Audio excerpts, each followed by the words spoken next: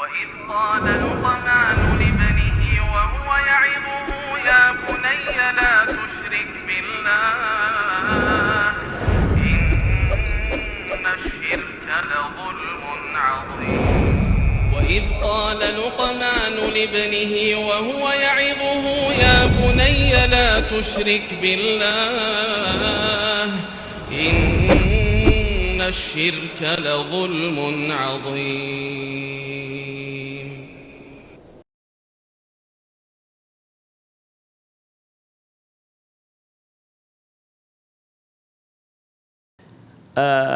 Soal selanjutnya, idza kana 'inda rajulin yatimun walahu mal.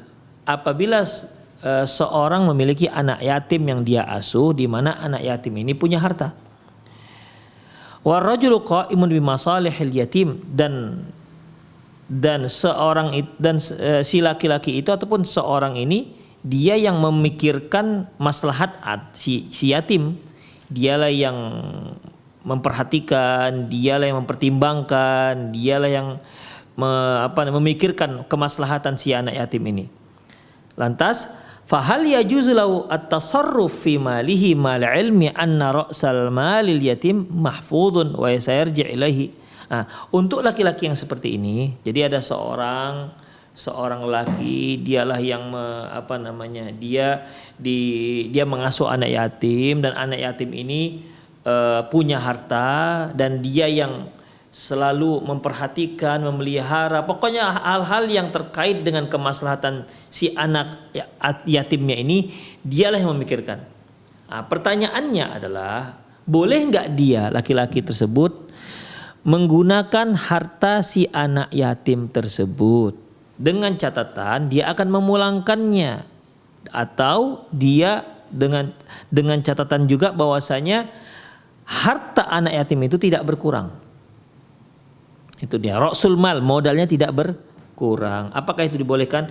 Wa qad amara Allah Subhanahu wa taala bi islahi lil yatama wan nahi qurbani amwalihim illa billati hiya ahsan. Allah Subhanahu wa taala sudah memerintahkan agar islahu lil yatim, yaitu mengupayakan apa saja yang bermaslahat untuk si anak yatim, dan melarang mendekati harta anak yatim illa billati hiya ahsan, kecuali kalau dia lakukan itu dengan cara yang terbaik.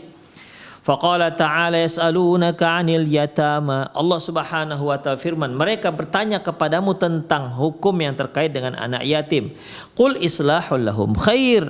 Katakan ya Muhammad, sesungguhnya mengurus anak yatim itu, mengurus urusan mereka dengan cara yang patut, dengan cara yang baik. Wa in tukhalituhum fa ikhwanukum. Kalau kalian bergaul dengan mereka, bergaul dengan anak-anak yatim ini, fa ikhwanukum fid din, fa ikhwanukum, maka dia adalah saudara-saudara kalian. Wallahu ya'lamul mufsidu minal muslih. Ketahuilah bahwasanya Allah lebih mengetahui siapa yang memang berniat membuat kerusakan dan siapa yang berniat untuk membuat perbaikan. Demikian ikhwah. Karena kalau seorang anak yatim dia bawa harta, maka bisa saja orang-orang itu berebut untuk mengasuh si yatim tersebut. Mungkin niatnya karena niatnya untuk mengambil harta anak yatim tersebut, atau yang kedua memang dia niatnya bukan terkait dengan harta anak yatim tersebut, tapi dikarenakan kasihan, dikarenakan dia ingin mendapatkan keutamaan dari Rasulullah SAW yang beliau bersabda, ana wa kafil yatim kahatani fil jannah, aku dan para pengasuh anak yatim begini nanti di hari kiamat di dalam surga. Dia ingin mendapatkan itu, bukan dikarenakan hartanya. Makanya ikhwah rahimanallahu wa iyyakum, Allah Subhanahu wa taala mengatakan kul islahul lahum khair. Kamu asuh dengan cara yang baik, kamu urus dengan cara yang baik, itu tentu sebuah kebaikan. Dan kalaupun kalian bergaul dengan si yatim ini juga enggak masalah. Fa ikhwanukum, dia itu adalah salah seorang dari teman-teman kalian. Tapi ingat, wallahu ya'lamul mufsidu minal muslih. Allah itu maha mengetahui. Ya'lamul mufsida minal muslih. Allah lebih mengetahui mana yang memang ingin niatnya buruk dan mana yang niatnya baik. Itu ikhwah azallahu wa iyyakum. Jadi kalau kita lihat dalam ayat, ya mereka yang berniat mengasuh anak yatim, mereka yang diserahkan untuk mengelola harta anak yatim, kalau memang niatnya benar-benar ikhlas karena Allah, niatnya memang untuk maslahat si yatim, maka Allah Subhanahu wa taala akan membantunya. Namun apabila niatnya memang ingin menguasai harta anak yatim tersebut, maka inilah yang Rasulullah sallallahu alaihi wasallam, "Nalladzina ya'kuluna amwalal yatama innama ya'kuluna fi butunihim nar jahannam." Yang mereka yang makan harta anak yatim itu sama artinya dia telah memakan api neraka ke dalam perutnya. Makanya hati-hati. Wa qala ta'ala wa la taqrabu malal yatimi illa billati ihsan hatta yablugha asyuddah.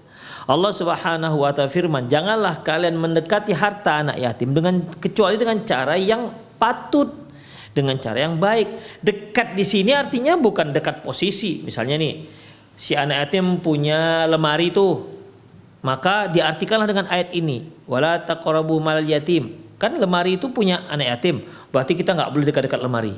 Jauh-jauh, agak-agak jarak 5 meter, begitu. Bukan itu maksudnya. Wala taqrabu malal yatim artinya janganlah kalian mendekat ke harta anak yatim. Maksudnya jangan kalian gunakan tuh harta anak yatim.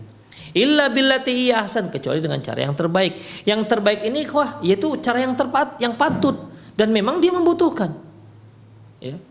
Kalau ada orang yang berkemampuan namun dia gunakan harta anak yatim itu walau tidak dengan berlebihan, maka juga nggak patut. Karena seharusnya dia tidak menggunakannya. Wa man kana ghaniyan falyasta'fif. Ini perintah dari Allah. Mereka yang sanggup falyasta'fif, tahan dirinya. Demikian. Jadi kalau ada orang yang ghani, ada orang yang kaya raya, kemudian dia tak menahan diri untuk mengambil dari harta anak yatim, diambillah harta anak yatim. Ya lah kadarnya saja untuk beli beras misalnya, ya 2 kilo. Ya, ini kan kalau kita katakan patut, tapi karena dia orang yang berkecukupan, Allah menyuruh falyasta'fif, tahan diri, jangan memakai harta anak yatim. Itu ikhwah. Jadi itu konsepnya seperti itu. Allah Subhanahu wa taala firman, wala taqrabu mal yatim illa billati hiya ahsan. Janganlah kalian mendekati harta anak yatim. Maksudnya yaitu bukan mendekat dalam posisi, tapi menggunakan harta anak yatim kecuali dengan cara yang terbaik, hatta yablugha asyudda, sampai dia baligh. Artinya ikhwah, sampai kalau dia sudah baligh, maka kamu pulangkan hartanya kepada si yatim. Artinya dia sudah berhak untuk mengelola hartanya. Al-An'am ayat 152. Fal wajibu 'alal walil yatim ay ya'mala bi muqtadhatainil ayataini. Bagi orang yang mengasuh anak yatim, dia wajib untuk beramal dengan 2 ayat ini. Ya. Wajib untuk beramal dengan 2 ayat ini. Artinya ikhwah rahimanallahu wa iyyakum, di mana dia boleh mengelola harta anak yatim, tapi ingat ya, memakan harta anak yatim itu hukumnya haram. Itu dia. Yang lalu telah kita bahas, silakan kamu kelola harta anak yatim, tapi memang kamu punya skill di situ. Jangan bonek, jangan modal nekat. Enggak boleh modal nekat. Jadi dalam bocah modal nekat itu enggak dibolehkan, ikhwah. Karena kemungkinan besar tuh kemungkinan persentase bangkrutnya itu tak berhasil itu sangat besar. Namanya juga dia belum pernah berjualan, belum pernah berdagang. Misalnya dia tiba-tiba memesan kain misalnya, dia mau buka konveksi yaitu untuk produk jilbab, ya, produk jilbab. Dia nggak ngerti kain, dia tak pernah ngerti bagaimana jahitan yang baik, dia juga nggak tahu apa itu jahit pinggir, jahit sirsa, jahit obras, dia nggak tahu. Bahkan dia juga nggak tahu itu apa jarum tangan. Lantas dia mau usaha, ikhwah. Itu bisa tertipu, ya. Itu bisa tertipu. Demikian. Mungkinlah dia dapat produk yang murah, tapi kainnya bagaimana? Jangan-jangan ini lebih mahal, tapi produk kainnya bagus, halus, ketimbang ini murah, tapi kainnya kasar dan berbulu misalnya. Namanya juga orang yang nggak faham. Jadi kalau orang yang nggak faham, tidak dibilangnya nggak boleh dia mengelola harta anak yatim. Ya, nggak boleh dia mengelola harta anak yatim tersebut karena dikhawatirkan besar kemungkinan dia akan gagal. Itulah ikhwah rahimanallahu wa iyyakum. Ya, hatta yablugha asyuddah, sampai dia menyerahkan harta tersebut, sampai si anak yatim itu balik dan dia bisa menyerahkan harta anak tersebut kepada si anak yatim. Ya sudah nggak yatim lagi karena sudah balik. Permasalahannya ikhwah bukan dikarenakan balik tak baliknya, tetapi dikarenakan apakah memang dia sudah sanggup untuk mengelola itu harta ataukah tidak. Kan bisa saja ada anak-anak yatim ini yang dia itu autis misalnya, atau dia itu agak idiot misalnya, maka jangan diserahkan ini duit kepada dia. Itu bisa bangkrut dia, nanti bisa tertipu, bisa mengalami banyak kerugian. Demikian, karena dia belum sempurna akalnya. Demikian ikhwah azani Allah wa iyyakum. Baik. Fal wajibu 'alal wali al yatim ay ya'mala bil maqtada hatainil ayataini. Bagi si pengasuh anak yatim hendaklah dia perhatikan dua ayat ini, yaitu bolehnya mengelola dengan cara yang baik, yang kedua yaitu haram mendekati harta anak yatim. Wa dzalika huwa islahu fi amwalil yatama. Jadi dia mengelolanya niatnya apa? Untuk memperbaiki ataupun untuk untuk mempertahankan harta si anak yatim tersebut. Badala al-juhda fi tanmiyatiha wa takthiriha wa hifdhiha, di mana dia berupaya mengeluarkan semua potensinya untuk mengelola harta anak yatim, yaitu sehingga dia bisa mendapat keuntungan, ya, atau dia dapat menjaga harta tersebut. Imma bitijarati fiha, mungkin dengan cara berdagang, ya. Kemudian au daf'iha ila thiqatin yattajiru fiha, atau dia serahkan uang yatim ini, anak yatim ini, kepada seseorang yang dia itu memang ahli dalam berdagang. Demikian. Bijuz'in masyari minal ribhi, di mana dengan si harta anak yatim ini kita ambil, kemudian kita serahkan kepada si pengelola. Jadi kita sebagai investor, modal dari anak yatim. Dengan demikian tentu harta ini tidak akan berkurang habis, tapi dia tetap dapat keuntungan dari harta tersebut dengan cara al-mudharabah, yaitu diperdagangkan. Seperti kanis, seperti untungannya setengah untuk dia, setengah lagi untuk si pengelola misalnya. Wa nahuhu hasbat ta'aruf alai fi balil muamalah. Dan yang semisalnya ini disesuaikan saja dengan berapa persentase biasanya di negara tersebut. Kemudian wa idza tabarra'a bi jami' rabih bil yatim fadzalika khairun wa afdal. Apabila si pengelola, si pengasuh dia juga pengelola, misalnya dia yang mengasuh, dia yang mengelola harta. Apabila dia yang mengelola hartanya, di mana dia tidak mengambil keuntungan, semua keuntungan diberikan kepada si anak yatim, maka fadzalika khairun wa afdal, yang demikian itu lebih baik dan lebih besar pahalanya, insyaallah. Jadi dia dia ini mengelola harta anak yatim, ya, ada keuntungan tapi full diberikannya, diserahkannya semua keuntungan itu kepada anak yatim. Artinya berarti kan harta si yatim ini bertambah. Demikian ikhwah rahimanallahu wa iyyakum. Jadi dalam masalah ini dibolehkan. Wa nahu bihasbi ta'aruf. Amma tasarruf walil yatim fi amwal yatim fi maslahatil wali. Adapun si pengasuh yatim, dia mengelola harta tersebut untuk maslahat si pengasuh. Wa qada'u hajatihi wa tanmiyati tijaratihi, yaitu atau untuk memenuhi kebutuhan si wali, si pengasuhan yatim, atau untuk mengembangkan usahanya si pengasuh. Wa nahu dzalika, dan yang semisalnya, fadzahir anna dzalika la yajuz.